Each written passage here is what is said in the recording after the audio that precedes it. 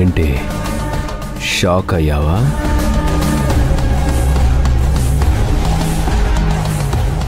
నన్ను గుర్తుపట్టలేదా? నేనే ఆదిని.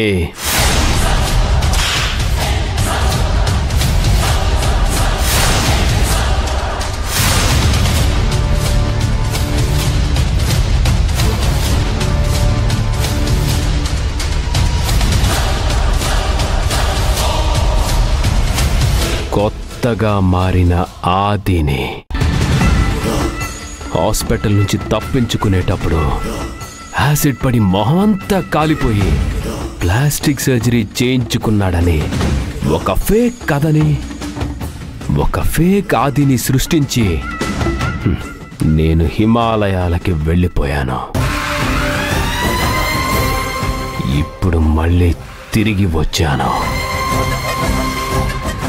మీ అందరి సాక్ష్యం కోసం డాక్టర్ని పిలిపించాను. ఆ మెంటల్ హాస్పిటల్ ఇన్ఛార్జ్ ఈ డాక్టరే. ఏం డాక్టర్, మీ హాస్పిటల్లో నన్ను చూసారా? అవును సార్. యాసిడ్ పడింది ఎవరి మొహం పైన? మీ మొహం మీదే. Very good. ఇప్పుడు నమ్ముతారా? అయితే ఇప్పుడేంటి మీరు మళ్ళీ ఎందుకు వచ్చారు? అయ్యయ్యయ్యో, ముసలి కోడి కొక్కరొక్కో అంటుందే.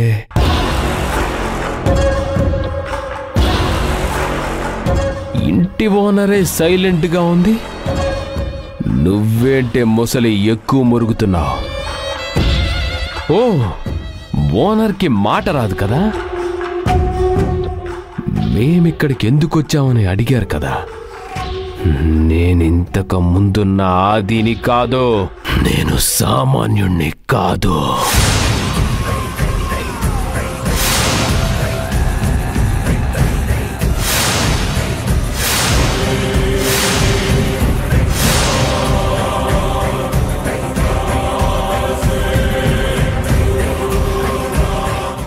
నేను హిమాలయాల్లో సర్వసిద్ధులు సాధించి వచ్చిన వాణ్ణి. ఇక్కడికొచ్చాక తెలిసింది నిన్ను చాలా మంది ఇబ్బంది పెట్టారని, కానీ వాళ్ళ వల్ల ఏమీ కాలేదు అని. సోదంతా ఆపి వచ్చిన విషయం చెప్పండి. Mister Ram Kumar, Bhairavi group of companies ఆస్తులన్నీ భవానీ పేరు మీద ఉన్నాయని అందరికీ తెలుసు. భవానీ మైనర్ అయినందుకు వ్యాపార వ్యవహారాలన్నీ శివగామి చూసుకుంటూ ఉంది. శివగామి ఇప్పుడున్న పరిస్థితుల్లో మానసికంగా, శారీరకంగా బలహీనంగా ఉన్నందున ఆమెకు వ్యాపారాలు చూసుకోవడం కష్టమని, అందుకే గార్డియన్గా మా బాబాయ్ని చెయ్యమని, కంపెనీ వ్యవహారాలన్నీ బాబాయ్ ఆదినే చూసుకోమని భవానీనే కోర్టులో మనవి చేసుకుంది.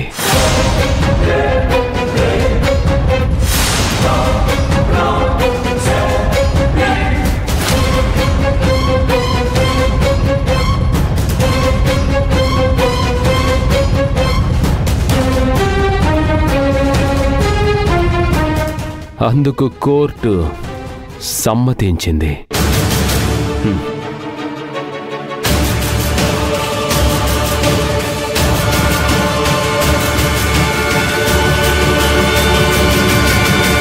ఇదిగో కోర్ట్ ఆర్డర్.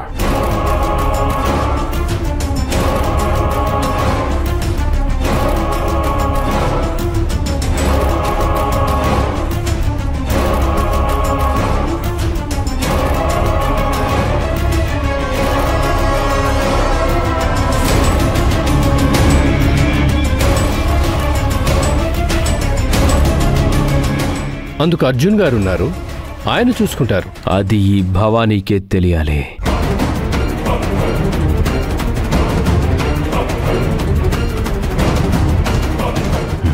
నన్నడిగితే నేనేం చెయ్యాలి? బాబాయ్ అంటే భక్తి, భయం ఉన్నాయనుకుంటా. ఏం భవానీ? ఏం భవానీ, ఇదంతా నిజమా? అవును.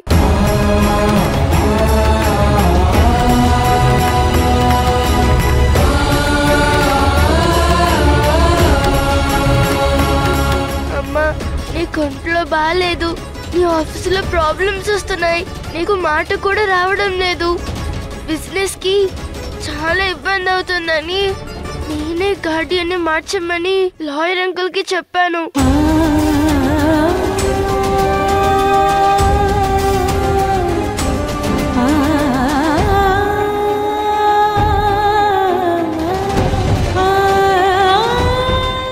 నువ్వు కన్ఫర్మ్ చేసుకో.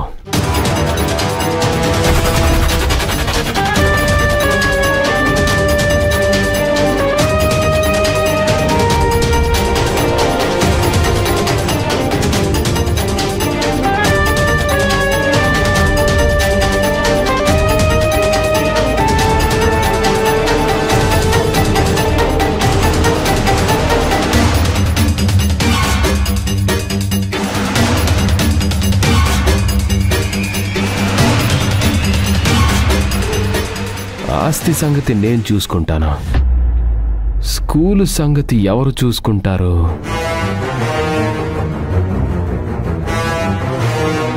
నందిని అత్త.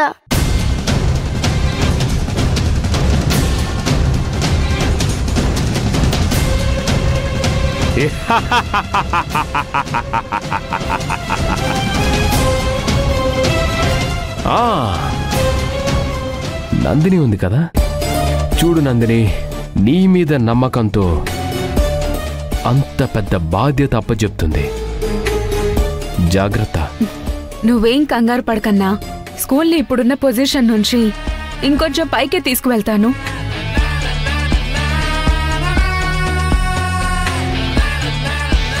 నా శక్తికి మించి తెలివిగా పనిచేస్తాను. నేనెవరో చూపిస్తాను.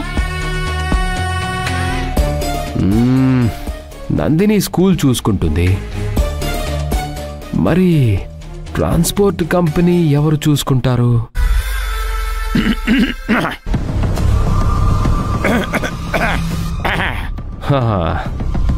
ముందు నుంచి చూసుకున్నాడు కదా, తాతయ్యకి ఇవ్వచ్చు కదా.